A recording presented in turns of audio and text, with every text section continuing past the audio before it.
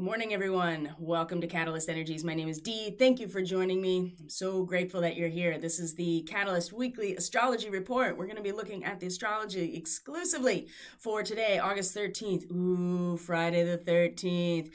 August 13th up until the 20th of August, and we are now by Sunday we will officially be in the second quarter of this lunar cycle, leading up to a full moon in Aquarius. We did have a full moon in Aquarius last time, and now we're going to have a full moon in Aquarius again. So these transformation, innovation, outside of the box, futuristic type of transition is really very strong during this time. So welcome and welcome back. If you are a regular subscriber, if you're new here, it's so great to have you here. And as always, whenever you interact with content on these platforms by independent content creators, when you like, you share, you subscribe, you comment on the content, you interact with it in some way, it does actually support the work. So the AI algorithm overlords will decide that this message is worth spreading to a larger audience, especially for those of us who are growing organically. We're not supported by bots. Nobody's buying subscriptions. Nobody's buying views. Not sure if you knew that that's a big part of what goes on YouTube. And hopefully I will not be streaming on this platform much longer. Let's see if they even let me stream today, because that was also an issue yesterday. I got kicked off the stream, but the recording is up, and there's always the option of going to BitChute, and there's recordings there as well. So yeah, I know the lighting is not great. I waited a little too late today. I also realized that I'm wearing the same exact outfit on my thumbnail image, the exact same shirt, different flannel, but it's definitely still the flannel pattern. So we're going to talk about the astrology for the week. We're going to talk about this first quarter square that's happening on Sunday with a Scorpio moon. The moon is moving into Scorpio today. And, I did a reading for kind of myself this morning, as I do on Fridays. I still participate in my meditation and my morning prayer and all of the ways that I really try to settle the monkey mind first thing in the morning. It's a real struggle for me, which is why I make it a point to practice first thing in the morning when things are still raw and maybe not interacting completely with the waking life routine.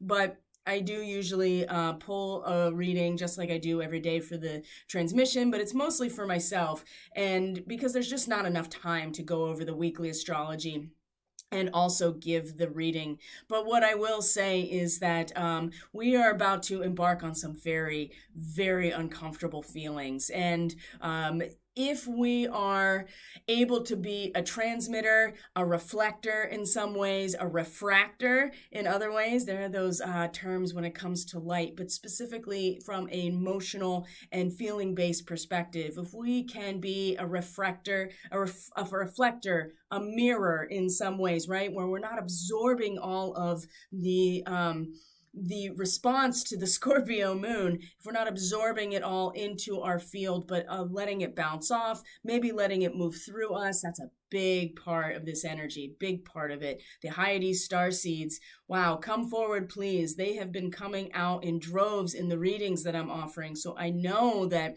it's time for these particular individuals with this innate frequency to step forward, because they are calibrated. So if you're interested in learning more about that, you can follow Catalyst Energies on Facebook and Telegram. You can link to that in the description box below, and you can keep up with my daily attunement posts, right? I'm doing 21 days 21-day commitment to metamorphosis that will culminate at the next full moon in Aquarius, and will be, I'm tracking these daily attunements. At first, it was a week of healing attunements, Reiki healing attunements on myself, and now I've moved into the master attunements, and I've been tracking that progress.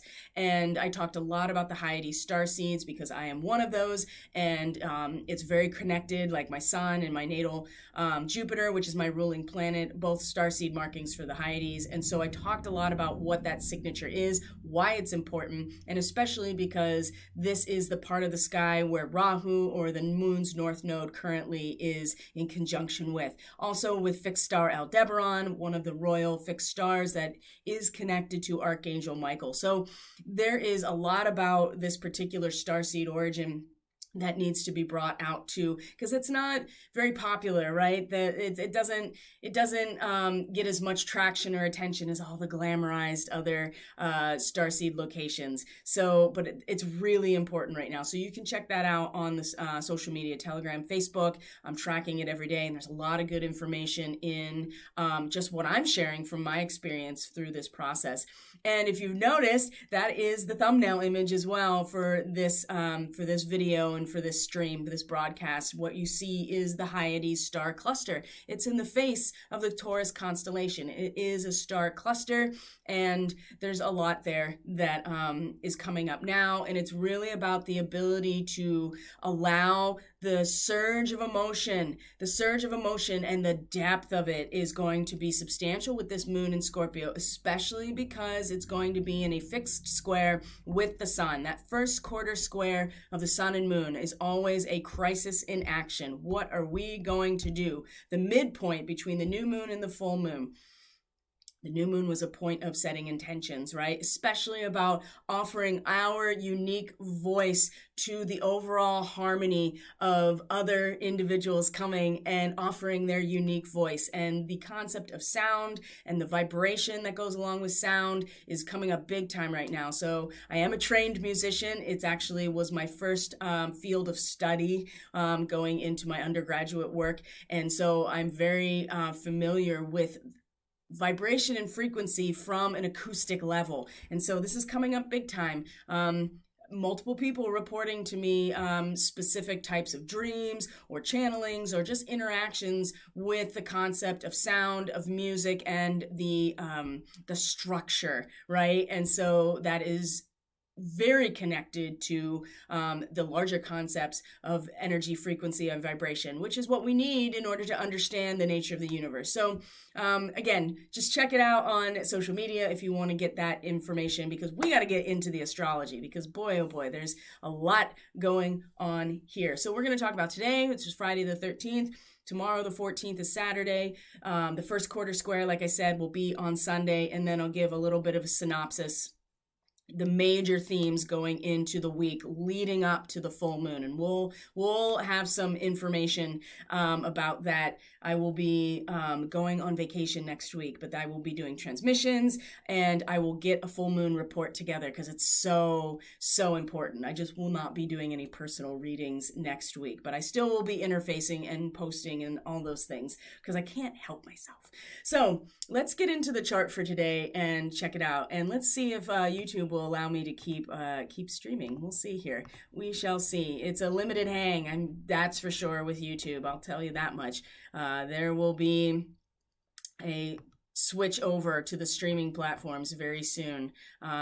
My version of vacation is to do that type of work instead of reading. So I don't know. Is it even a vacation? I don't know. I'll be sitting by the beach. So I guess kind of it is. So I want to just check the stream really quick and see how it's doing. Okay, great. So far, so good, guys. All right. So we're looking at today's chart. Like I said, Scorpio is one of the themes right now. We are looking at the moon moving into Scorpio late tonight, 8 p.m. Eastern Standard Time. So dinner time on the West Coast of, depending on when your dinner is, but 5 p.m. Pacific Standard Time. So later in the evening as we cross the pond, so to speak. So once this happens, we are going to go into some very deep and uncomfortable emotions collectively. Many people have been pre-waving this in a way that has been substantially uncomfortable. I have talked about it in the last couple of days. It has been a dark night of the soul. The PTSD that I had thought had left my system came back with a vengeance, and I'm not unhappy about that, although it was incredibly uncomfortable and it was very tempting to dissociate. Let me get my battery. So if you're feeling that way, if things are going on for you that is just deep grief, sadness, or just a sense of impending dread and doom, it's okay, because there's a lot that's coming through us. And again, I would encourage you to check out the day 11 master attunement post, because that really, in a very raw and authentic way, kind of spelled out like what to expect on a mass level. Now, before we get to the moon in Scorpio, we're going to have some Arcturian and Spica activations today, because the moon is crossing over both of those points, because our moon is in Libra. So let's just go at this one piece at a time here and get an idea of what's going on. Also on social media, I have already posted next week's study guide for the astrology. So this is a great opportunity to take a look at it, to cross-reference what I'm talking about, possibly take notes.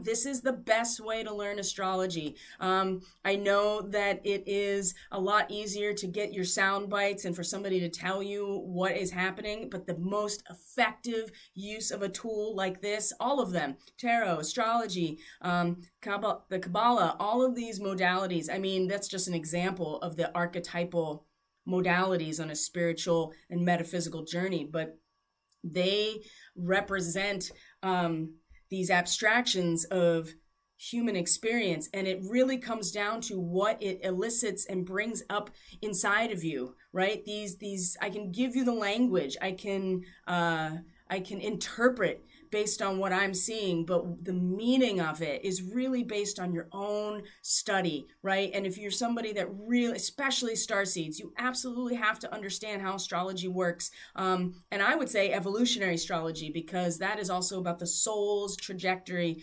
for its karmic evolution, is wrapped up in evolutionary astrology as well. So it's important to understand.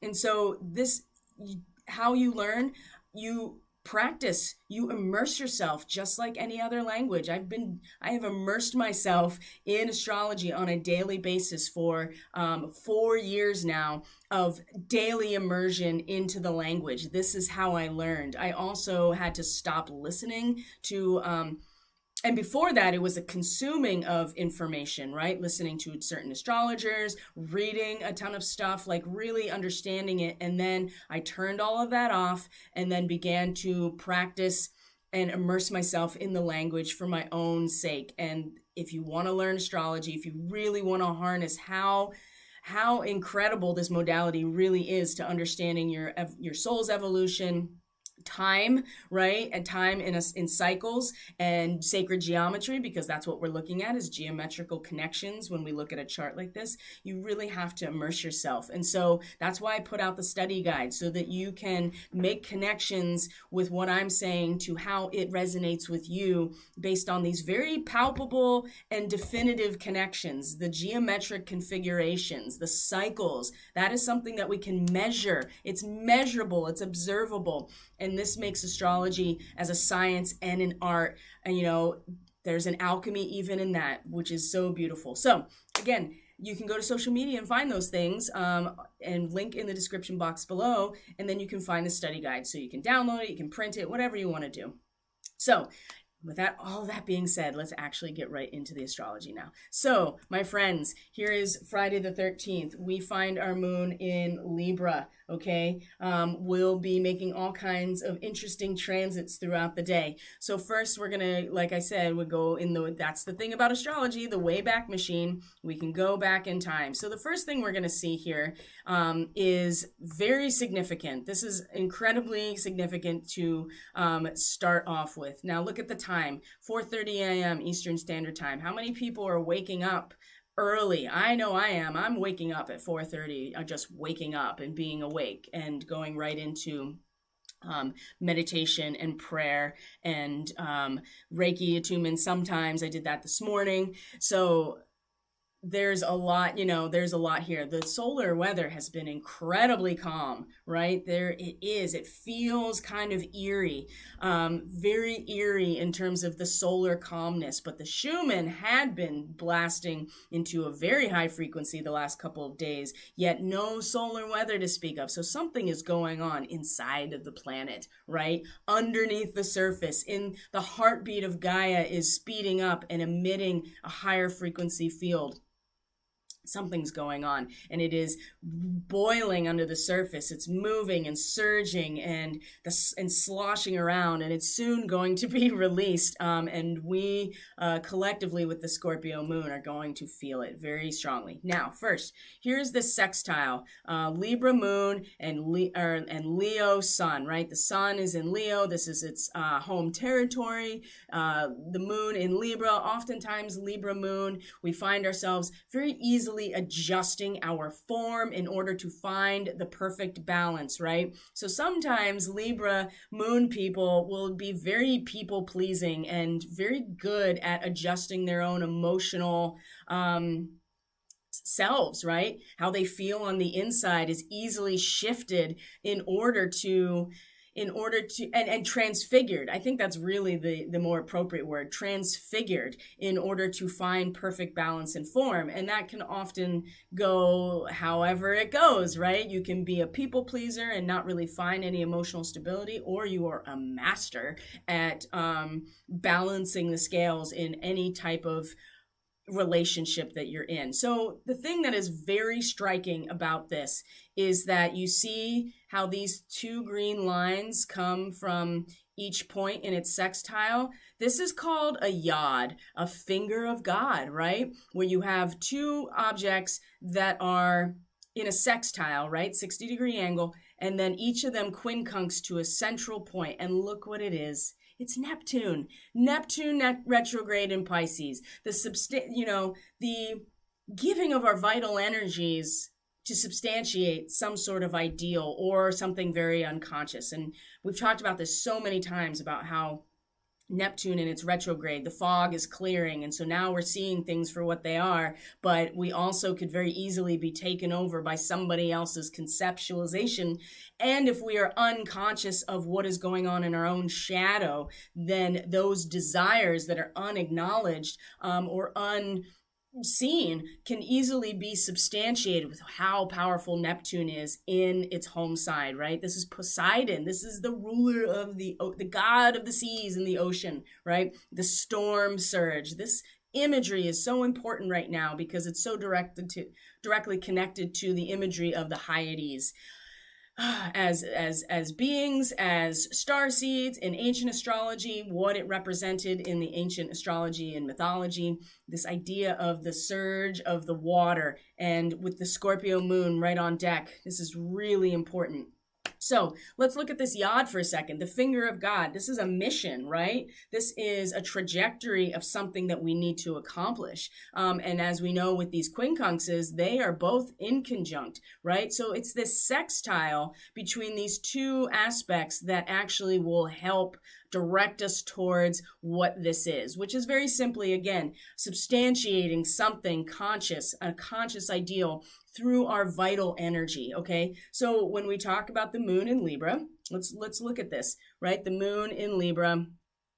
Now, this position of the sun at 21 degrees, it's moving into 22 degrees today, but this position of the sun at first is a very interesting symbol. Now, let's unpack this, because when you start to look at the Sabian symbols of all of these things, you're going to see how we can actually utilize these abstractions that are represented in these archetypes to bring about real energetic modification, right? Now, the moon in Libra, 21 degrees Libra, you are looking at the last decan of Libra, right? That last 10 degrees, which is ruled by the four of swords. 3, 4. Hold on. No, excuse me, the moon in Libra.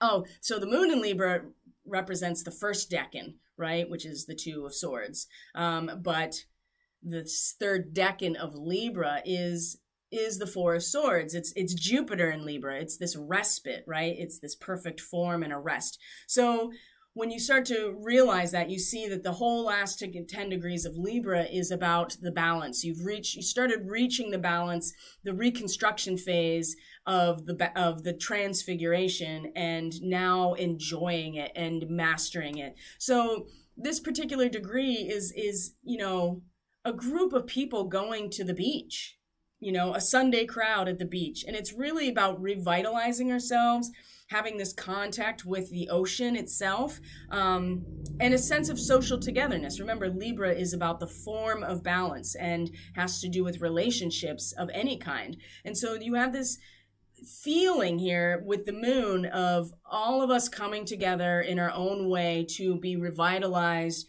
and refreshed by going to the beach. Kind of like I was just talking about how I'm taking my vacation to the coast, and there's something very, very revitalizing and refreshing about just being at the ocean and everybody there together, maybe not together, but all together for the same reason. Now, the sextile to the sun, this is where it's interesting. This degree of Leo that the sun is in this sextile is a very strange symbol, and it's like chickens flying around crazy, not even flying, they're flapping their wings trying to fly, and they really can't. And it represents that Kundalini awakening in that moment where it is too much, right? Where it starts to make you very erratic and kind of crazy. So let's see, I want to make sure that I'm reading this correctly because it's important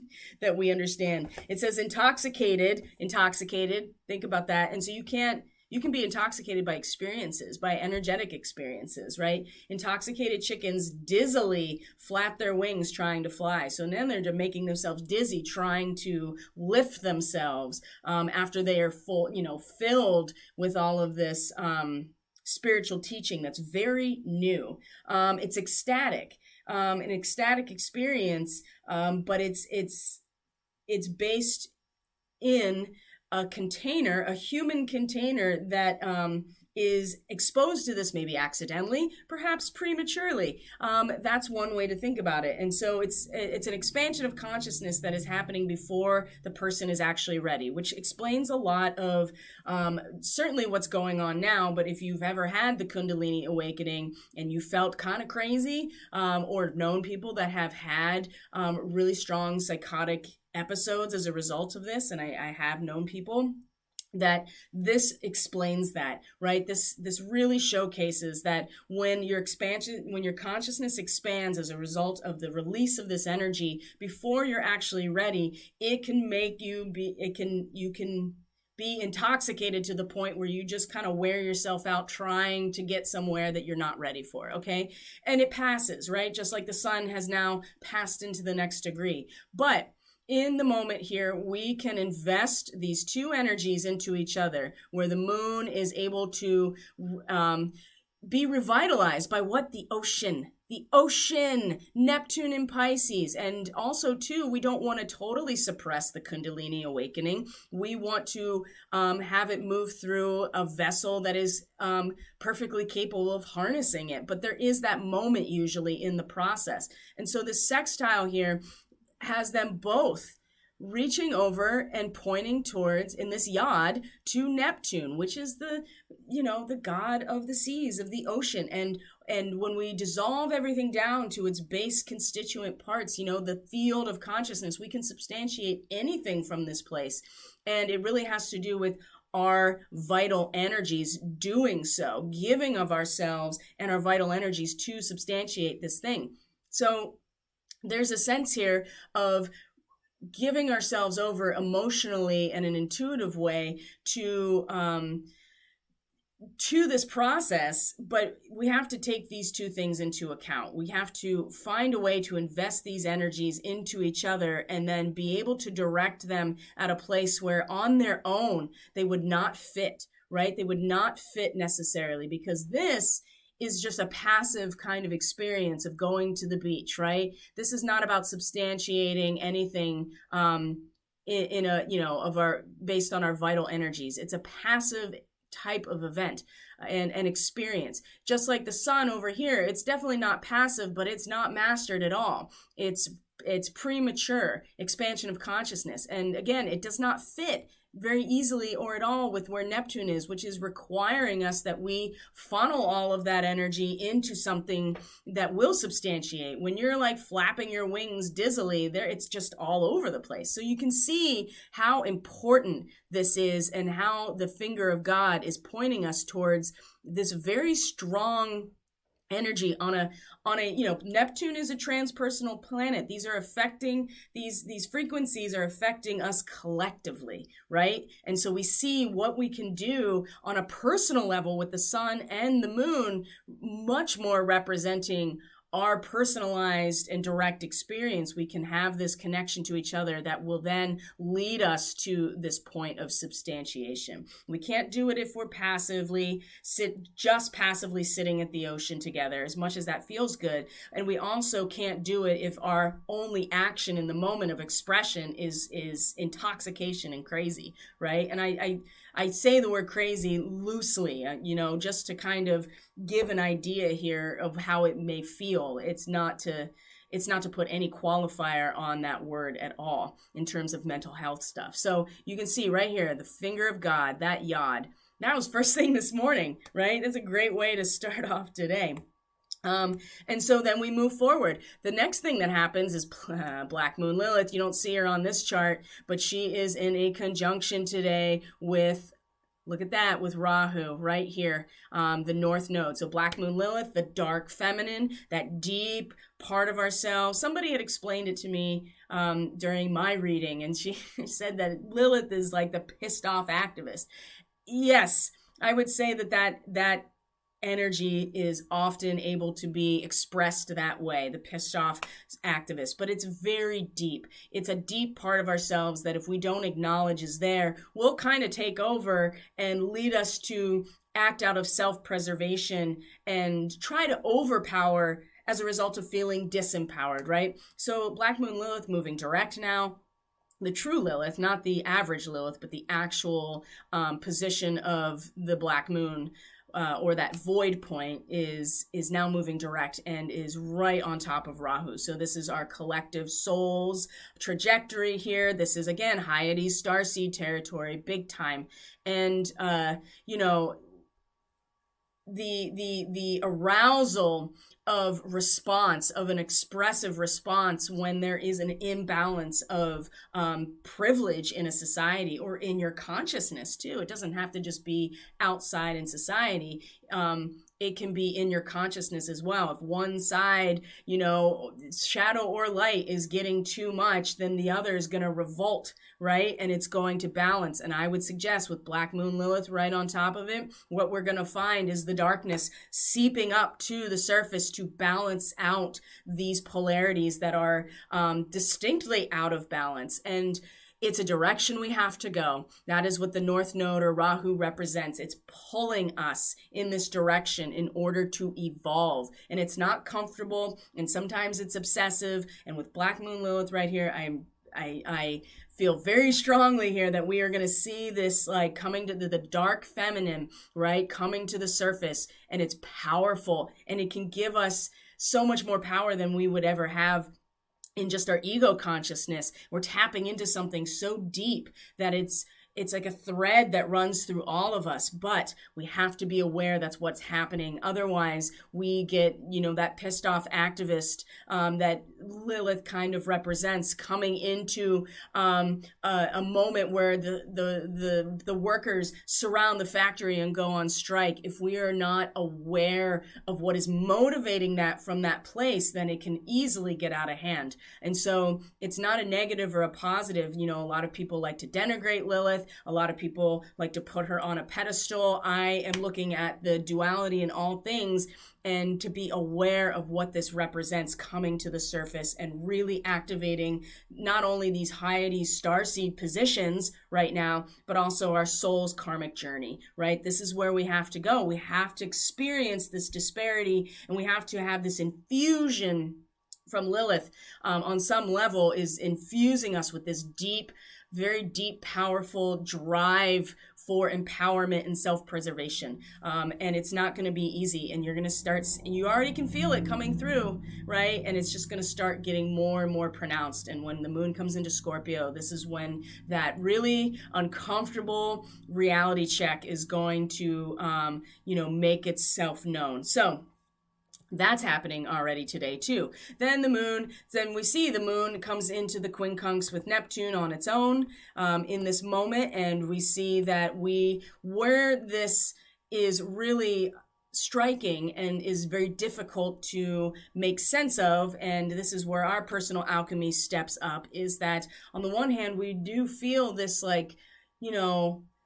this really joyous response to the new beginning. But again, that is in some sort of, doesn't fit with where Neptune is, which is having us substantiate our vital energies into something, especially with Pisces, we're looking at substantiating something that's going to roll over into the new seed point, right? Whereas Libra over here, the moon in Libra, we are feeling very, very much in this moment like, there's something to look forward to. There's a new beginning here with this reconstruction. There is a reason to herald the dawn, right? And it's not so much that we're creating anything. There it is. It's not so much we're creating anything, but a recognition of,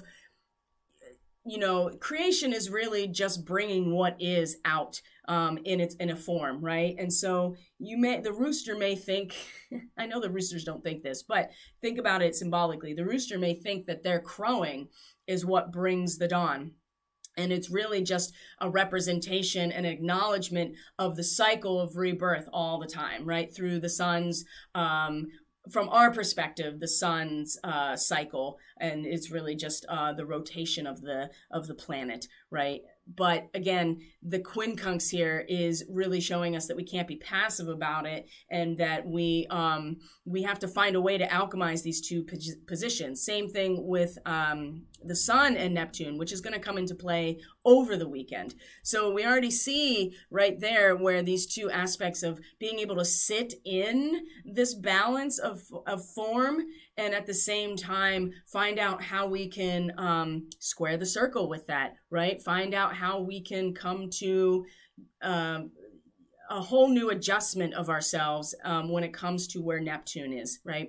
So now we're getting into Spica territory. So that's the other thing, Spica starseed activation right here. And then we come into a square with Pluto, and that is Arcturian starseed activation as well. And so then we have a cardinal square with Pluto in Capricorn and the moon in Libra.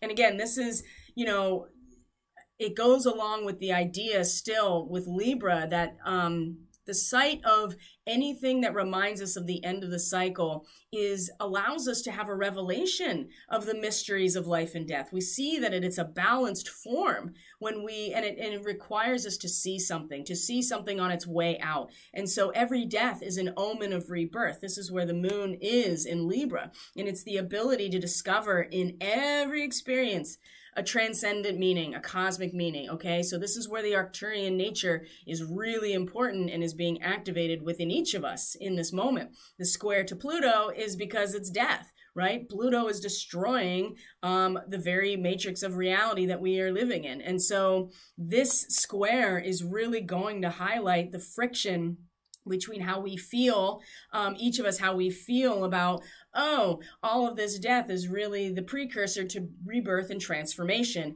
and the fact that Pluto is actually in the process of doing this within us. And this can be a very difficult square to really grow out of and learn from. But boy, it's so potent that it's so potent that the friction that's created here will actually build a very strong alchemical fire. So keep that in mind as well. The moon comes along, and let's see here. In the meantime, Mars is now making a direct quincunx to Saturn. So here's some more quincunxes. Here's some more alchemical opportunities that is being presented. Mars in Virgo, quincunx Saturn in Aquarius. And we've talked about this position before because the moon just passed over this point, within the last 2 days, right? Which is what? The ability, where Mars is, the ability to be in the world but not of it. The ability to transcend duality while still being in duality. Now, Mars is going to look for an outlet that allows Mars to act on this somehow. So keep that in mind. Because Saturn, on the other hand, for as much as it represents cardinal energy, it is providing a very firm boundary around how we treat each other, human versus archetype. And we've talked about this plenty of times. So this quincunx, again, just like all of them, are giving us an opportunity to adjust ourselves in this moment. We want to be able to really take the lesson of Saturn right now within us. It's retrograde. We need to find the form and the structure and the authority within us, right? That backbone, that turgor pressure within us. And, water... Aquarius is the water bearer, right? And so if it's a sign and an archetype that represents the water that flows through everything, right? That the water is what nourishes the community. It is the collective, and Aquarius is the power that moves through it. Remember, water is a great conductor of electricity. If within us we can find that backbone, we can find that crystallization, that structure. And in some ways, we can find that really paternal kind of institution that there is something to be said for how difficult this is, right? Because there's no getting around it. But we do have to acknowledge the difference between humans as humans and the fact that we're projecting onto them all of our shadow, all of our shit, right? We can do that very easily. And we think that, and this is where judgment will come from, because we're projecting out onto people, aren't we? Right? We're doing that. We all do that, right? And then we enact some sort of judgment as a result of it when we do so. Or it's the other way around. There's a judgment that has been come to, a collective belief system that then we feel that we have the authority then to impose or project onto other people. And the real health of an awakened and ascended community, right? A spiritually awake and ascended community is that we have to acknowledge everybody for who they are and in reality, right? And then when we project onto them, right, as screens, then we start to believe that they are, that they deserve what they get, right? Like from a human standpoint. And that's a really difficult thing to wrap your head around. And I wrote about this on social media with my attunement posts, about how the demons and the shadow within us the demons are not out there committing these atrocities. I mean, they have their own demons that are leading them to these behaviors, but our demons are what it brings up in us. And when we don't acknowledge that, then we do project that onto other people and then externalize it without doing our own work. So this quincunx here, as much as it's really difficult to make sense of, we will have to adjust ourselves because at the same time, Mars wants to kind of bypass all of this and be in a position that is looking out and transcending the duality but still living in it. And then Saturn is just the cold, hard reality of it. Whereas you either treat humans as humans or you're projecting onto the screen. And so Mars is going to look for an action-oriented outlet here. And so maybe perhaps that action can be the alchemy that adjusts this quincunx to make that circle fit into the square or vice versa. But Saturn and Mars in any kind of tense interaction with each other is going to be even that much more heavy because Mars is the warrior, Saturn is the judge. One is very stalwart and is not moving for anything, right? Because it's the actual matrix of reality, right? Covalent bonds of molecules, the lattice structure of actual atomic configuration. These are very powerful forces here. but Mars has the ability to actualize the subjective experience. So we can utilize this for our own personal alchemy today. And then the moon trine is in a trine to Jupiter that is in 28 to 29 degrees Aquarius, is in its retrograde, and this will be the last major transit before the moon goes void, of course, and then goes into Scorpio. So what does this represent, this trine, this air trine? So the moon is in the last degrees of Libra, and there's a deep sense of participation in the social processes that seek to bring the truth, right? To bring the truth to all. There's a deep sense of participation in it, right? This is where we are feeling. This is where we're tapping in intuitively. This is a personal experience of adaptation, right? All the things the moon represents in a trine, right? That 120-degree angle, a structurally sound connection that requires really nothing from us in order to have that be balanced. Jupiter at the last degree, that 29 degrees of Aquarius, is the butterfly emerging from the chrysalis. And we talked about this before too, because this is in retrograde. It's retrograde and it's expansive because it's Jupiter, and we're not ready to come out of the chrysalis quite yet. This is part of the retrograde away from this energy, and passing through it and knowing that we went back into it, but there's still other things we have to reassess, right? We have to go back in. We have to allow more time within this chrysalis, whatever it is for us.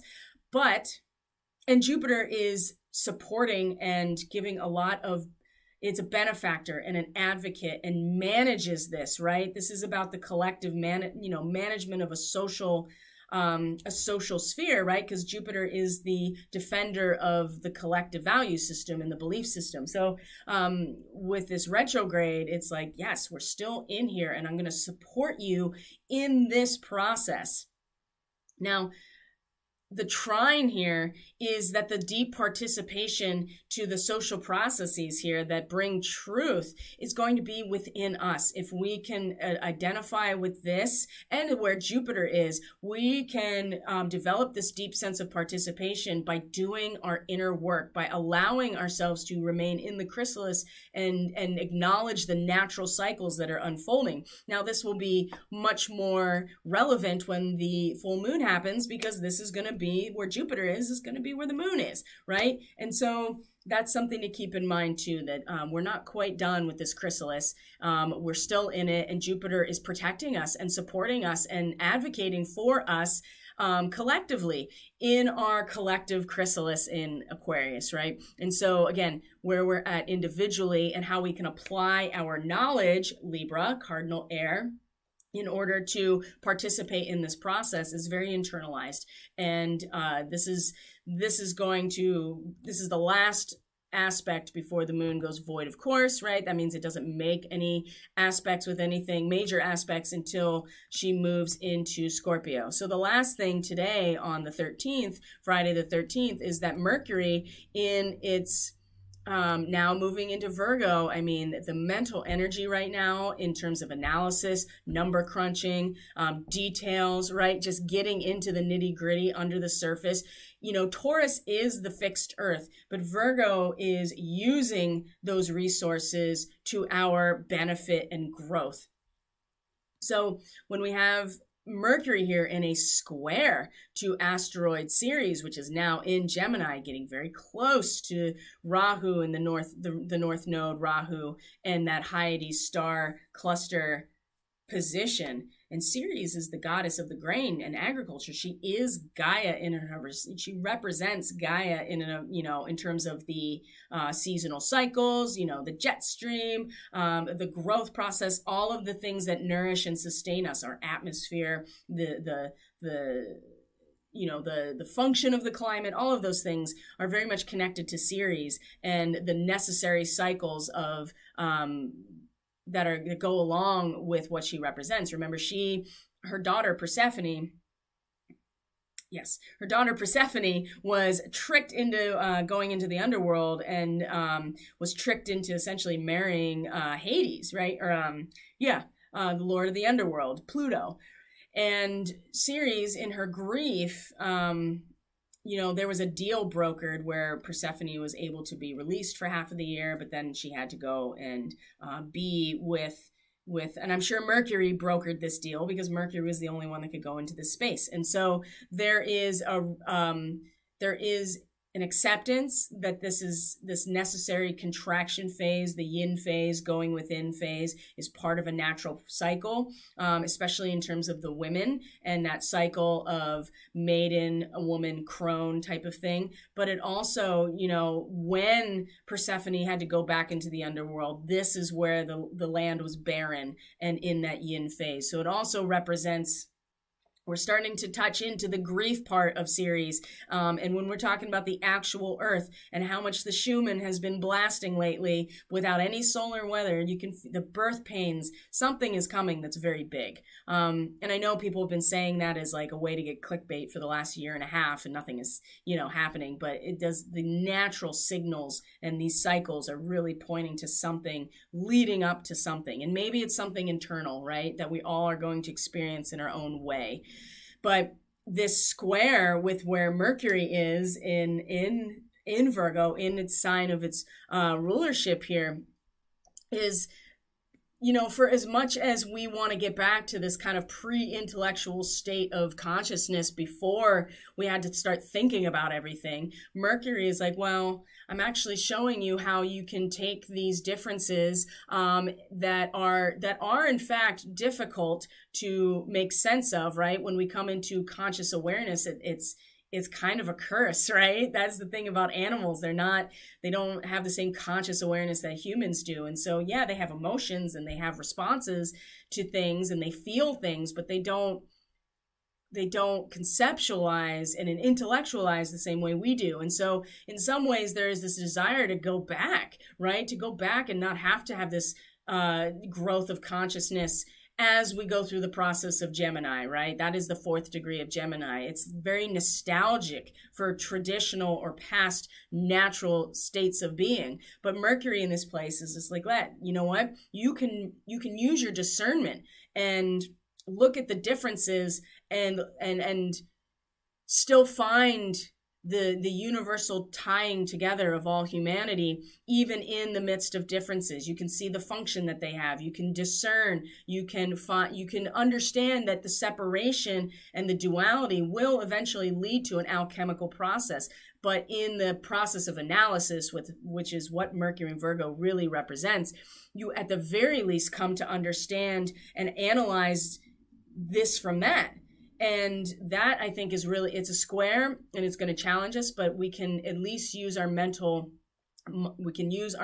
abilities to discern and to accept that the polarity is going to eventually lead to the expansion of our consciousness and the expansion of who we are, right? Virgo is about conditioning ourselves to be our best and highest self in terms of what we have to offer and being a full service to humanity, right? The Gemini is the Luciferian aspect of the bringing of the light. Well, the Virgo is the Christ consciousness of the bringing it down to earth and humbling ourselves and utilizing that for service and not our own,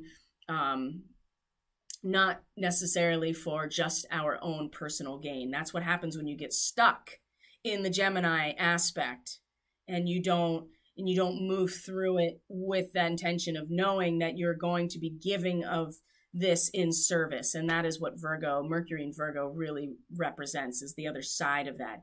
So a lot going on today, Friday the 13th, wouldn't you say? Let's just check the transits here. Okay, and I'm going to check the stream and make sure it's still going. I hope it is. It looks like it is. That's great. All right, guys, so we're going to move to tomorrow's Saturday. Yes, tomorrow's Saturday. We're going to move to Saturday, and we're going to see here that our moon now is in, look at all these quincunxes. We talked about this on the astrology report for this lunar month that started with the new moon in Leo, about how all these quincunxes, every step of the way, is giving us an opportunity to practice our alchemy. And it's, even the moon is going to be in a quincunx with Rahu. So let's go backwards just a little bit and do what we just did. Go through all of these transits over the weekend and see what we got going on. So our first, so we still have we're going to have another yod building, by the way. So I'll let you know when we see that, and you might catch it on your own. So we're going to look first. We have a sextile between Scorpio moon and, again, Virgo, Mercury in Virgo, okay? This is, as we talked about with the sextiles, these are 60-degree angles. They require an investment because this is a reconciling and of opposition. So very harmonious, but we have to act on it somehow. And this sextile between our Scorpio moon, big up on the Scorpio moon people. I'm one of those people. Boy, oh boy, the brooding. I will have to put up there's this meme that I created of myself, and I'll put it up on social media so you can see the difference here. Scorpio versus Sag. This Scorpio moon in this sextile to Mercury, right? There is an incredible inertia that builds up with institutionalized form, right? Or procedures, more likely. So for as, you know, this is fixed water, right? And fixed water means that it's got depth. It doesn't have any mutability. There's no momentum. It just is. It's in its isness. And Scorpio as fixed water is in the isness of feeling. And what are we feeling into? We're feeling into the power dynamics of our relationships. We're feeling into the shared resources of any type of relationship that we're committed to, right?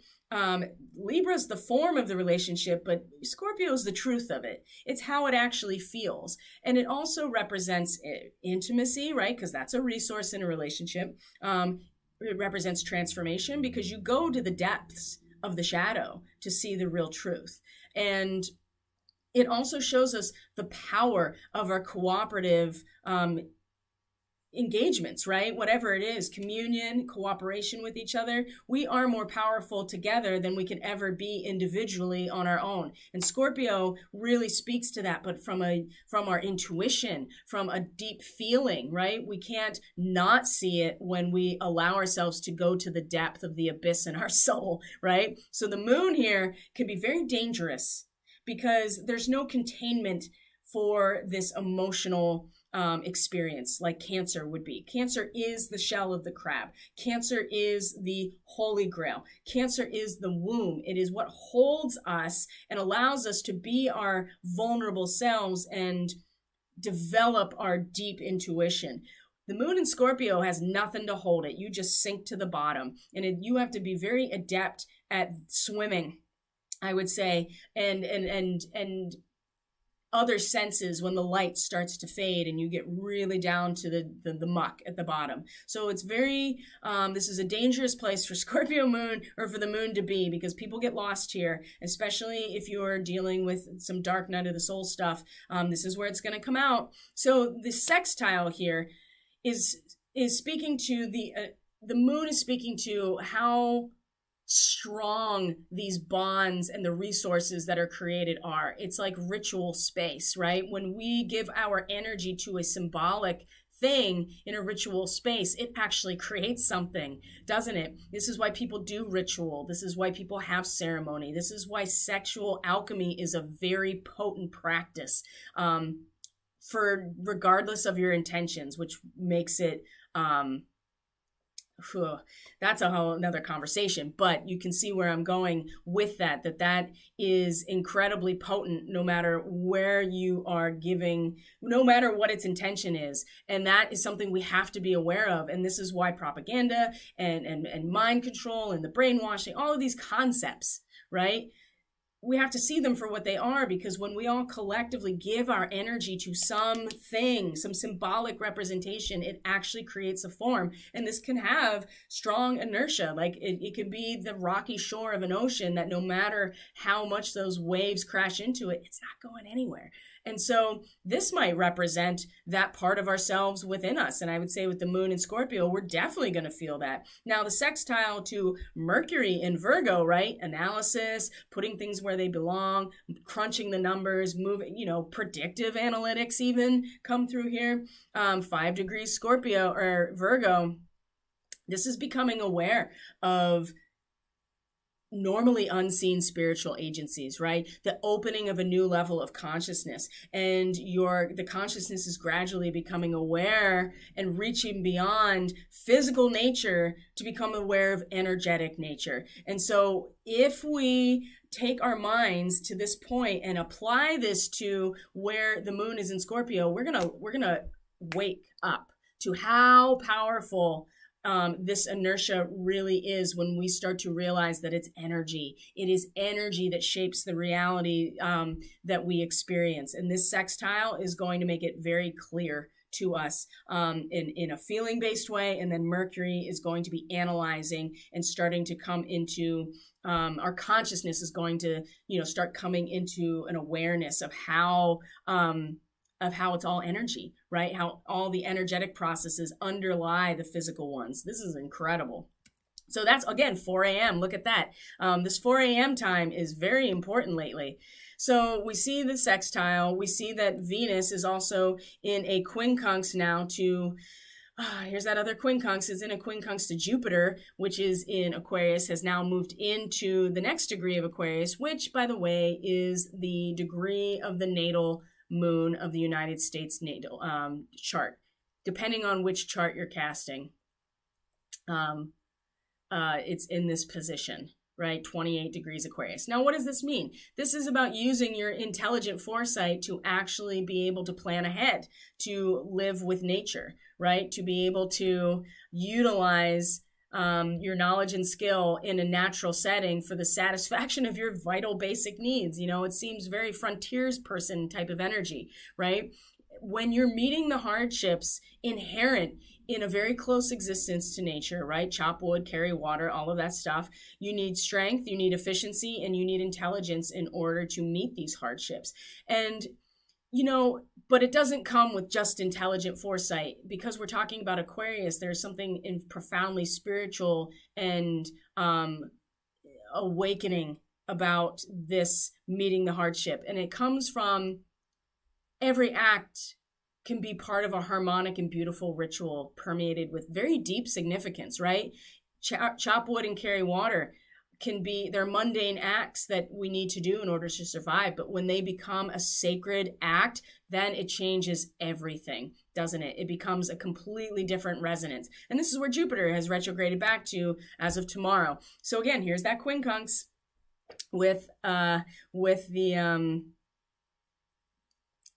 Venus in the last degrees of Virgo, okay? And so what do we see here? Well, there is within our relationships, within the palpable material reality, what is valuable to us, Venus, the goddess of love, right? Or Prometheus, that's the other side of it. And she's going to be entering Libra very soon. And this is going to really highlight that Promethean type of energy, I think. And whereas in Taurus, she's much more the feminine great mother type of energy, the more feminine signature. But when she comes into Libra, it's very much more of the Promethean energy. So as this is happening, getting closer and closer to Libra, Venus, right, in the realm of what's valuable to us and what is palpable in a very material way, resources, relationships, physical projects, whatever, we've reached a level of mastery here where we can pull towards us and activate this power, right? We can seize power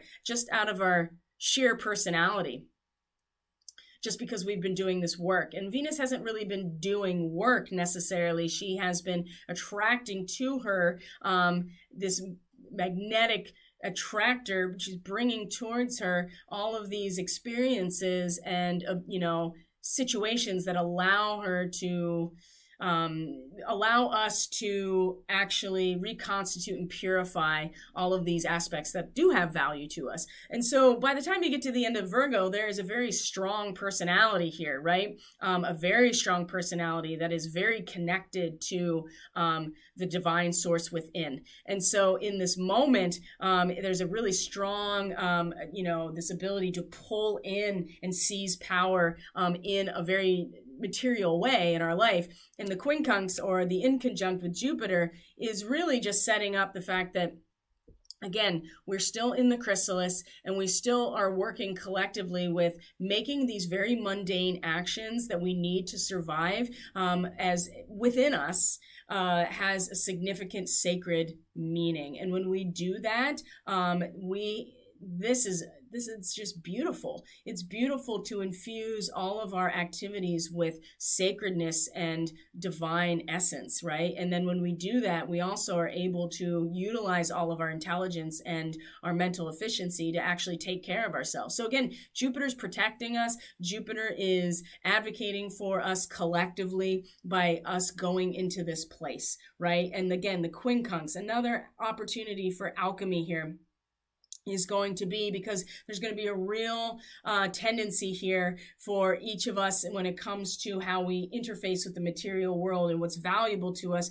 to just try to pull it all in and seize power of the situation. When in fact, Jupiter is saying, actually, if you want to just align with the natural order of things and give your very basic actions some measure of sacredness, we can really alchemize this process here. But we have to acknowledge this, and we can't find ourselves, again, these two things are going to seem like they don't fit together. But of course, Venus being the ruler of an earth sign, and she's in an earth sign, even though she is not really exactly at her best in Virgo, she's still familiar with this, with Earth's signature in general. I mean, we can pull in, this sheer power, this personality that has mastered itself, and then apply that in some way to, excuse me, being able to make the best use of the world around us. So as that's happening, the moon is also in a quincunx here. This is moving forward. Here's that quincunx to Rahu, or the North Node, the Scorpio moon. Let's see here. Because this is asking us to really just like be a calm lake bathed in moonlight, like having a quiet openness to higher inspiration. That's the flip side of Scorpio, and how incredible it can be is that we can, if we can still the emotions, right? We can still the waters within us, especially with the moon. Or we can still the waters, then that moonlight will be able to reflect very clearly off of that still water, and we get we get higher inspiration, we get insight into what usually is hidden. And this, of course, the incredible intensity of where Rahu is, that is really arousing people's desire to protest and to stand up and to revolt. These two things, again, they're going to need some sort of adjustment. You can see these adjustments constantly that are going on in the chart. The moon then comes around to square Saturn, that fixed square with Saturn in Aquarius, and at the same time is also going to be in a sextile to Mars, as you can see here. So the square here, and then, next step here.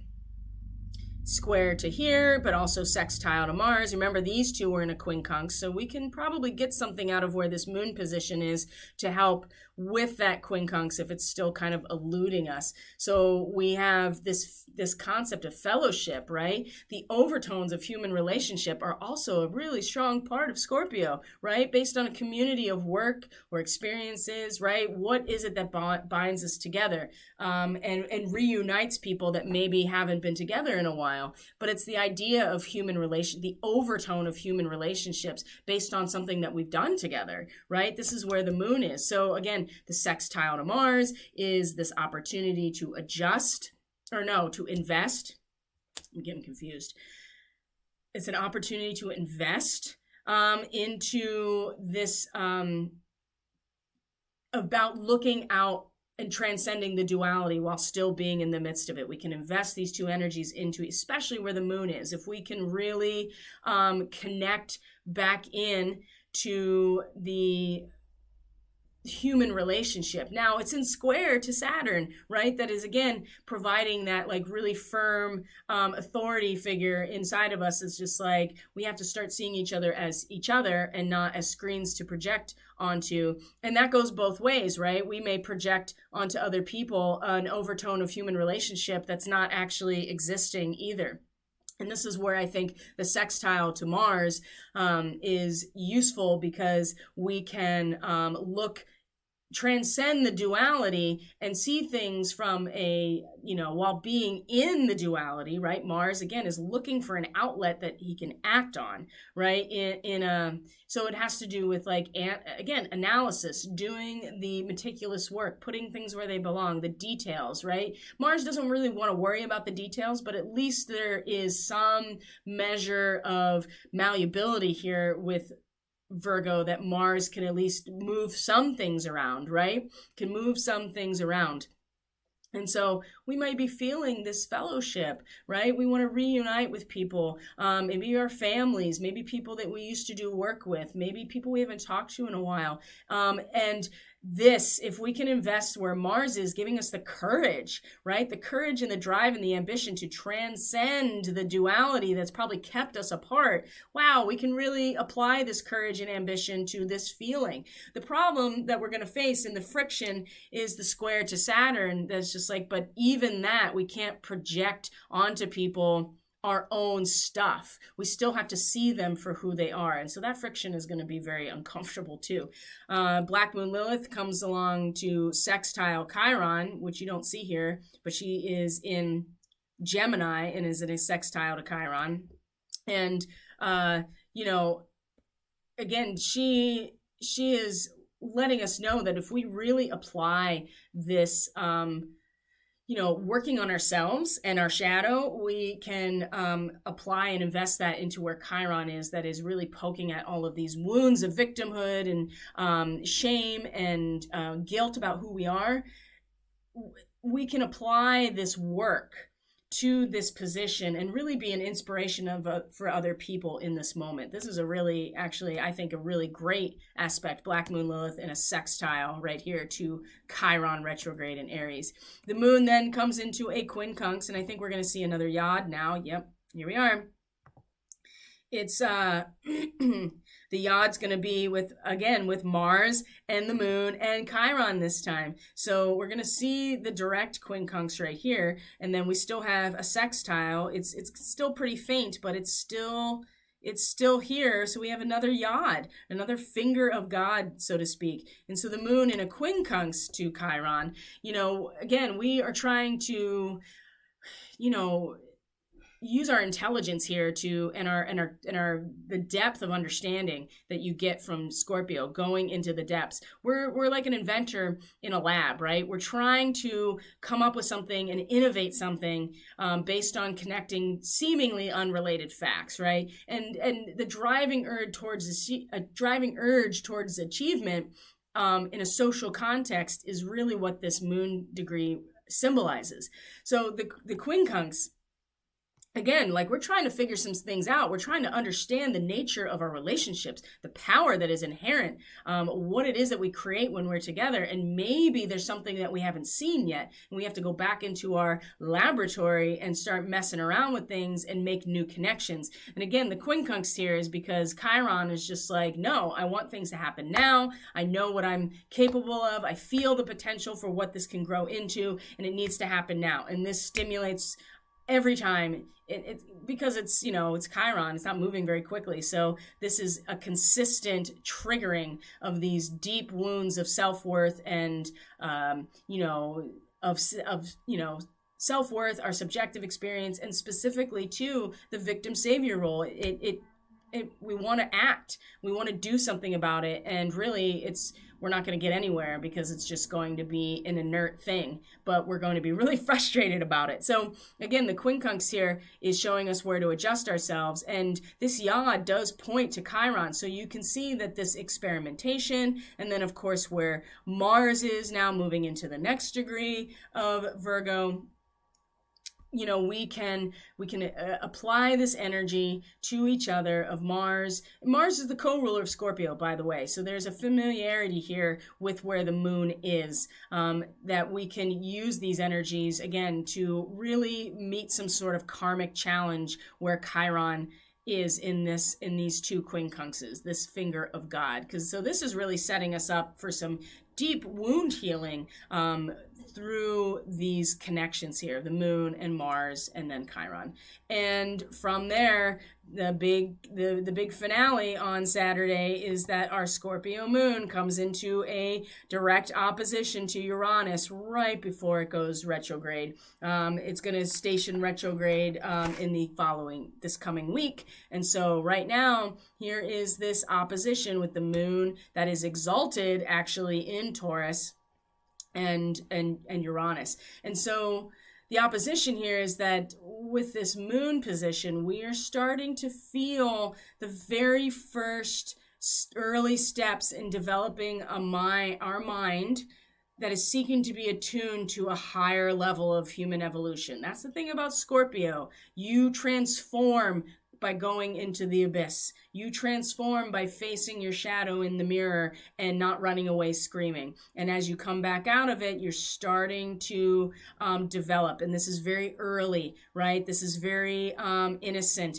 This is very precarious in this moment. You want to be attuned to this higher level of consciousness, but it's like children, right? It's just very early in the process, and this opposition to Uranus is very powerful, because Uranus is like, well, that's great, but the collective awakening is being stimulated by us having to brave the storm, right? To put our heads down, flip our collar, and just go through it and experience these adverse circumstances that is going to force us to not only awaken collectively, but to acknowledge that there are natural cycles even in this disruption. Because storms are a natural part of the equilibrium of our environment. So this opposition by the end of Saturday is really going to be strong, and we have to be very careful we have to take care of this very new early step on this process based on everything we've learned through the course of the moon's transit through Scorpio this time. So the tension here is very palpable. You have to find the fulcrum. You can't be completely, contained in the early steps. You can't stay on the playground, so to speak. But you can't also give up your innocence and give up what you've learned along the way so far, because we need that too. We don't want to get caught up in how serious and disruptive that this position of Uranus is. We have to allow ourselves to actually, protect that inner child, give them access to the playground to start learning how to be attuned to this higher level consciousness. So that's going to be and that's going to be a big part, I think, of these very uncomfortable feelings that are going to surface and what we're going to do about them, because you may not like what you feel or come to realize in these moments, but at the same time, the potential for growing and learning and awakening is substantial. And then we come to our Sunday, our first quarter square. Look at that, right here is going to square. Look at this square, squaring the sun right at 23 degrees. Okay, so we'll go over this, and then we'll just talk about the very basic themes of the week ahead, because we will be together. Even though I will be on vacation, I'll still be transmitting what comes through on the dailies. But this weekend, it's important to go over all of this stuff. I think it's important so that we are prepared and that we have some measure of participation consciously with these very potent energies that have an impact on us. So here is our first quarter square. So there is a certain amount of audacity that can be developed in Leo, right? And so you've gone from the dizzy, intoxicated chickens to kind of this idea of now you're flying and you're like, oh, I'm like a carrier pigeon. I'm here in service and I'm bringing the message, and I've managed to master my ability to fly, right? Now you've gotten to this point here where you are showing your skill, right? You are showing off your skill. You are, and it didn't come without a lot of perseverance and practice and a certain amount of audacity to even attempt these things. So this is where the sun is, very powerful. Fixed square to a Scorpio moon, right? where we are raising the animal drives that Leo ultimately represents, right? In Leo, you're harnessing the animal drive, you're harnessing the passion, you're harnessing it and allowing it to direct you and to flow through you. Scorpio is raising that animal drive to a much higher level, right? It's transubstantiation. So this square, this crisis in action, what are we gonna do? Are we going to and it's not a matter of this or that. It's going to be these two are at cross purposes and they're going to collide. And the friction and the tension that is in that collision is where we're going to grow the most. And so if we raise the higher drives to the next level, then we don't have the ability to necessarily harness them and show them off, show our skill set. But at the same time, we want to show our skill set. We want to express ourselves through our individual passion and perseverance. And because the moon is a transient experience, it's going to pass this just as quickly as it arrived here. And so in this moment, we get to see and feel into the tension that's caused when our feelings and our inner life comes into cross purposes with our expression and our outer life. And we still have to maintain our expression of ourselves over here with the sun, because that's not going away. It's moving much slower than what the moon is. So this crisis in action is really going to challenge whether or not, what we learn from the interaction with these two energies, the using of the animal drive and the perseverance that came about to get to a point of mastery with this energy, and ascending past it, right? To transubstantiate this animal drive into something else that is for the collective, right? That is about, you transubstantiate it because you apply it to something that's more than just yourself. And we're going to really feel that, but we can't let go completely of the expression of our own individual passion and drive. So we're going to feel this tension here, and that's going to lead us in the direction that we need to go, whatever that feels to us. So what else do we have? The sun, here's the sun in its quincunx to, right before that was in the quincunx to Neptune. And that, again, was, same thing about the audacity and the perseverance of us showing our skill set out of everything that we have learned and practiced and gotten ourselves to this point. It is the utilization of those animal drives, and the quincunx with Neptune is going to really show us that, the inconjunct, or the need to adjust ourselves when we are at every turn, everything is being dissolved down so that we can substantiate something through all of our vital energy. This position is not giving it away at all. It's just allowing it to flow through us and be expressed in some sort of action and skill set, right? So again, the quincunx is our personal alchemy in this moment. How do we make these two things fit together, or adjust ourselves so they actually fit, as opposed to what they're doing now, which is not fitting at all, right? So that's also going to play into this first quarter square, this quincunx from the sun and Neptune, these very large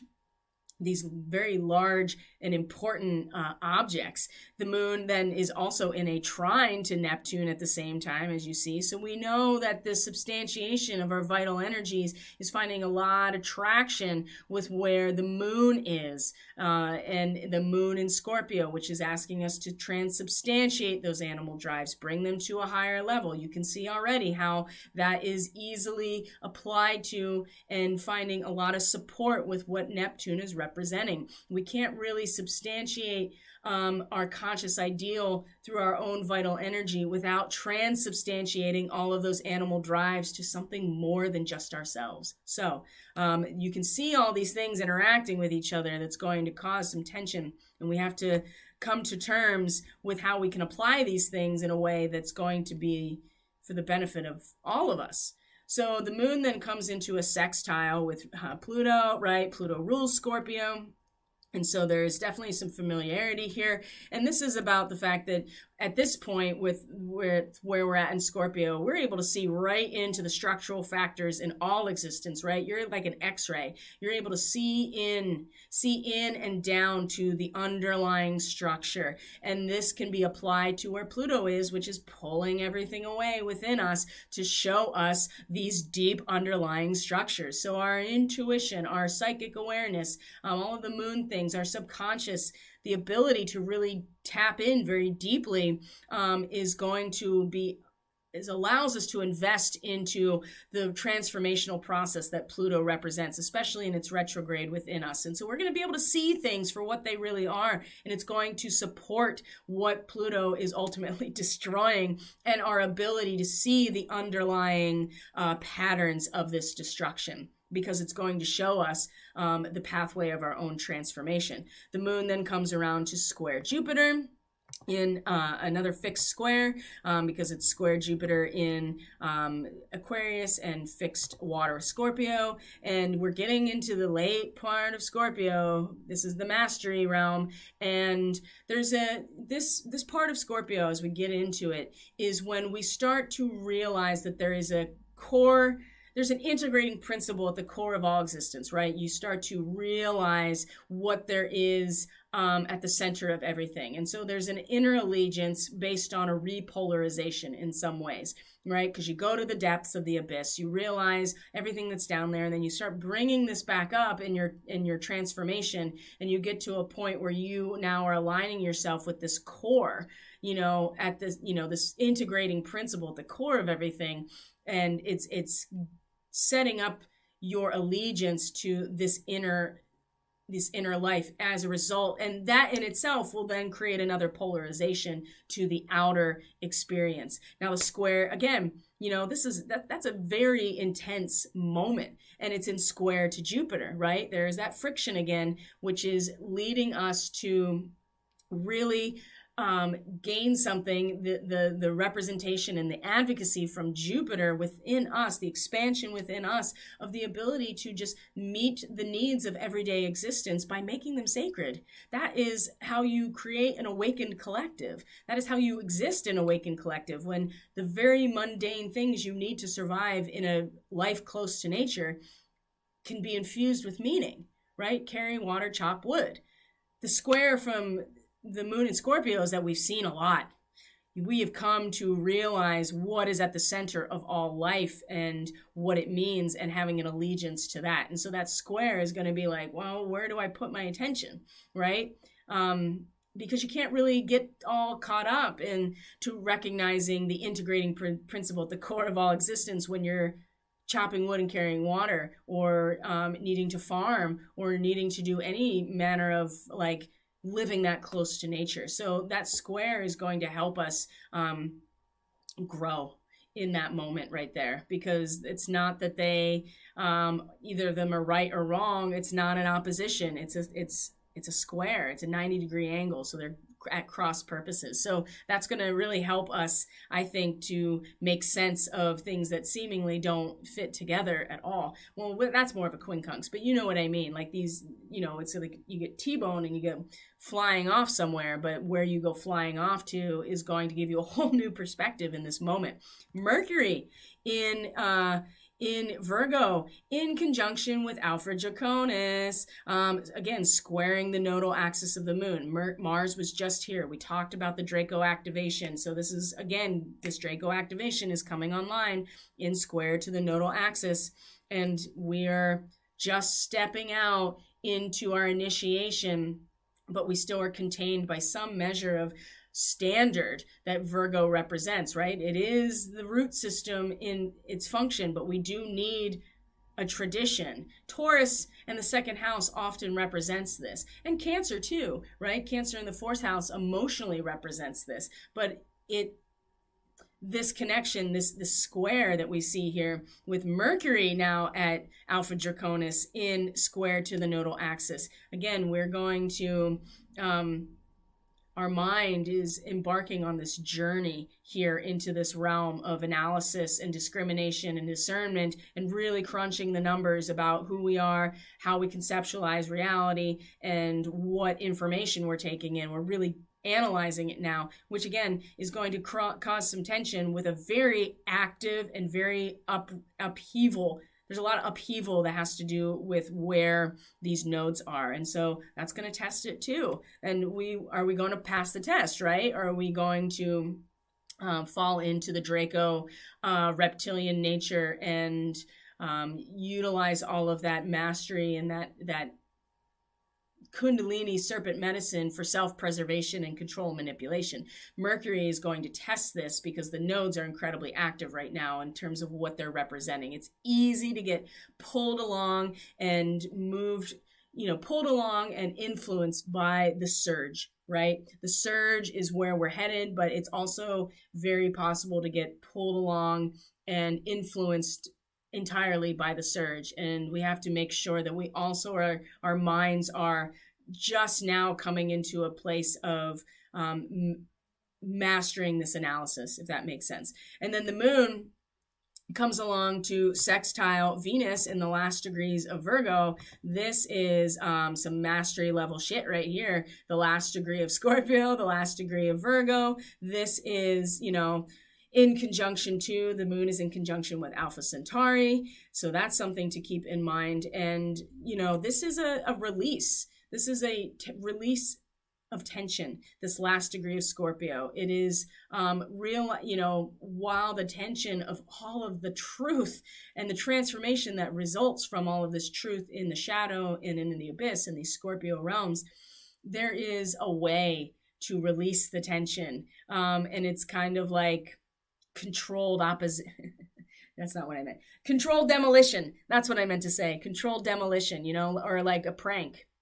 A culturally and socially acceptable way to release the tension is where the moon is. And in its sextile here to Virgo, or Venus at the last degree of Virgo, is giving us an opportunity to reconcile what is usually opposites, which is totally focusing on reaching our spiritual goal, right? We have to close out everything else outside of us at some point in order to complete the task, right? We want total concentration on our spiritual goal. And so we push everything out, and we can invest this energy into where the moon is, and utilize what we are seeing in the reaching or in attracting in what we need, right? Venus, the attractor, attracting in what we need, and the concentration, right? She can sit in that space and totally concentrate on reaching this spiritual goal, and then applying this to how we feel about this really socially acceptable way to release the tension.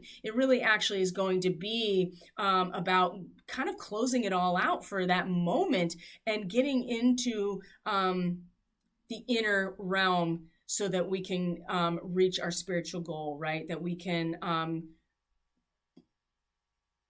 complete this conquest of illusion, right? And not to say that everything is illusion, but we have to allow for some measure of releasing the pressure, right? And if you read the post about today, the day 12 attunement and the Hyades starseed, one of the things that came through actually in a reading yesterday was how it's very much connection to the turgor pressure, or hydrostatic equilibrium in plants. And it's the water pressure inside the plant cells that gives it its ability to stay upright and to have, a form and a frame. So turgor pressure is really important in general. And this is the way that we can really think about a release of pressure by closing out all of the external, influx, and just focusing. So it's kind of like osmosis, actually, if you think about it. Osmosis functions in a way where it's trying to balance the hydrostatic pressure inside and outside of the cell. So we want to close those doors going in, but we also want to allow there to be a release of pressure out so that it's balanced within us. And this is incredible to have at the end of Sunday, because that's really what we're working with. Because the capstone, again, of this day is that Chiron will be in an opposition to asteroid Vesta, which is over here in Libra. So this moment of, what Vesta really representing in 13 degrees Libra at this moment is imaginative play, right? That we have to be able to imagine and visualize where we want to be in order to find the form that we eventually transfigure into, right? And so there's like cultural fantasies that, that children will dream of perfect fulfillment, right? But it's imagination, it's imaginative play. And Vesta is the goddess of the hearth flame. So we need to find this playful and imaginative space as the spark within us in order to balance out the frustration and the ultimate triggering of these wounds when things don't actually unfold in the immediate moment that we want them to. We have to actually be able to envision where we want to go if we want to manifest it. And Vesta is really supporting this in this moment by saying, hey, rally around the spark of your soul in order to really be able to imagine this. This is where it's going to come from the center of who you are, rather than expecting to change the status quo just because you have the potential within you, expecting it to change immediately and triggering all this wounding. So, my friends, that is a mouthful. And I know that that's a lot, but I feel like that I went through it pretty conclusively. So what are we looking at for the next week? Here, I'll take this out here and just talk to you for a minute. Oops. Because we'll be looking at these charts all week. So what is it that... Here we go. We're still streaming. Excellent. So what is it that we are looking at for this coming week? So you have the study guide, so and you can refer to that as you need to. So Venus moves into Libra, right? We talked about Mercury moving into its rulership of Virgo, Venus, or the Prometheus aspect of Venus, moving into Libra. That's another area of rulership for Venus. So there's going to be really powerful energy in these personal planets in terms of how we think, how our minds work, the conceptualization of reality. And Venus is our what we value, who we value, the goddess of love, all of these things. And of course, Prometheus was who gave us fire. And the fire can be thought of as that central point in the balancing, right? We need the fire to transfigure in some ways, right? We need to break things down in order to rebuild them again. So Venus is going to move into Libra and be very powerful and really bring a lot of very palpable feeling, value-based energy towards the form of balance, justice, and relationship. And I will tell you that the reading that I gave for myself to kind of support this report has got the 8, the adjustment, the justice card is the expected outcome. So just know that it's going to become very palpable and very real in terms of justice and our desire, right? Desire for justice. Venus is about our desire, the objects of our desire, right? She pulls towards her what she wants. And in this way, she becomes the Lady Justice, right? She uses her sensitivity to the material world to feel the balance of the scales, right? She's holding them, but she doesn't use her eyes. She uses her feeling, her sensitivity. So this is going to come online pretty strongly.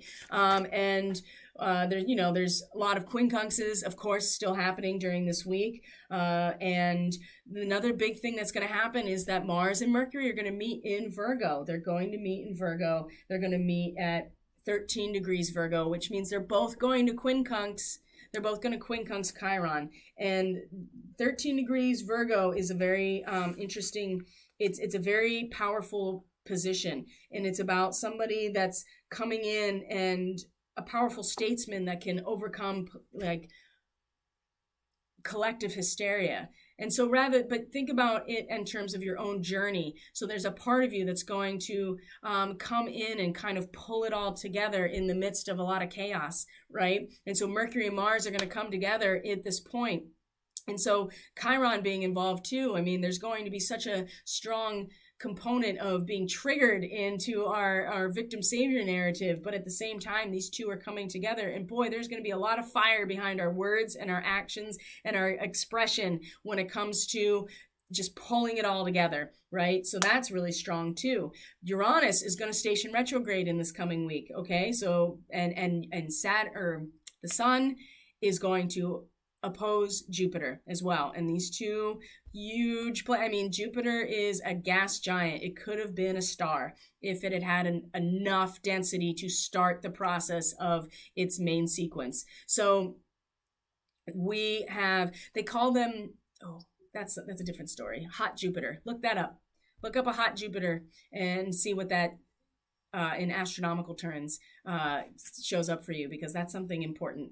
So, but these two are going to be in opposition. Sun, the expression of who we are, versus Jupiter, the collective, the defender of the collective value system, right? They're going to be in opposition. Oh boy, that's going to be a squaring off in some ways. That's going to be interesting. Mercury is then going to trine Uranus, that is retrograde. And so this this fiery, very powerful pulling together of this warrior energy that the Mercury and Mars conjunction is going to make. And then Mercury comes into a trine with Uranus that is stationing now at this point. And so and this is a Sirian activation, right? Where Mercury is at 14 degrees of Virgo is a Sirian marking. So this is also in trine to the agent of our collective awakening. So just keep in mind that those things are going to support each other. And Uranus is the higher octave of Mercury. So one is the mind, the individual mind, and one is the collective mind. And they're going to be really supporting each other in that trine.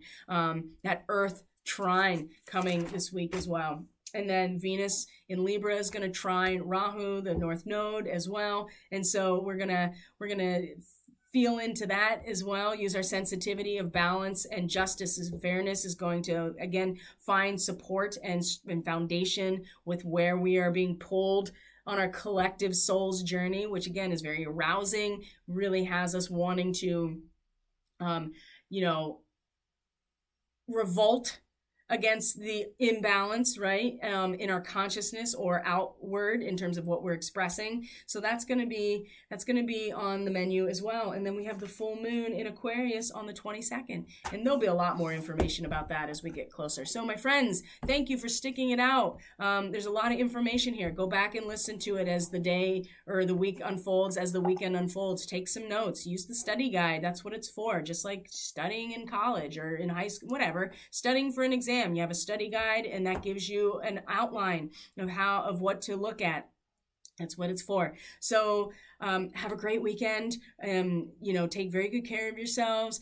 Reach out if you need any support. You can always book a reading. I'll be doing readings after I come back from vacation, which is after the full moon. So, now's the time to get on the schedule. So you can book through catalystenergies.net. Everything you need is in the description box below and my website. You can find all of my content, all of my services, anything that you need that I'm able to provide is going to be in the central point of the website. So, and it's really easy to navigate too. So I hope you guys have a great weekend. Thank you so much for being here. I truly appreciate each and every one of you. I love you. I hope you're doing well. I hope this finds you in joy and bliss and good health. And let me know if you need anything. Take care, guys. I'll see you next week. Bye.